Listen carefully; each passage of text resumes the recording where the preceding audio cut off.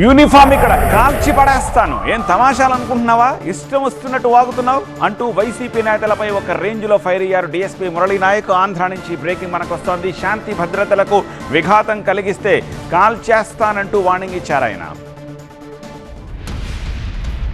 Pulivendula ZPTC ఉప ఎన్నిక రణరంగాన్ని తలపించింది. Pulivendula YCP office దగ్గర ఉదయం నుంచి సాయంత్రం వరకు టెన్షన్ వాతావరణం నెలకొంది.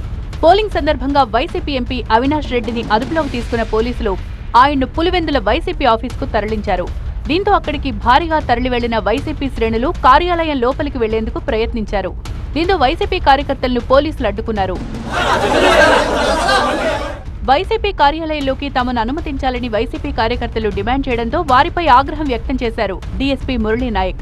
తన దగ్గర ఎక్కువ తక్కువ మాట్లాడితే తీవ్ర పరిణామాలుంటాయని వార్నింగ్ ఇచ్చారు. హింసాత్మక చర్యలకు ఉసిగొల్పితే ఊరుకునేది లేదన్నారు.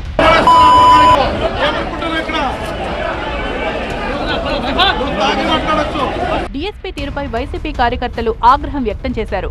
తమను లోపలికి అనుమతించాలని కోరితే డీఎస్పీ బెదిరింపులకు దిగారని ఆరోపించారు. మరోవైపు వైసీపీ కార్యకర్తలు తాగి గొడవ చేసినందుకే తాము రియాక్ట్ అవ్వాల్సి వచ్చిందన్నారు పోలీసులు.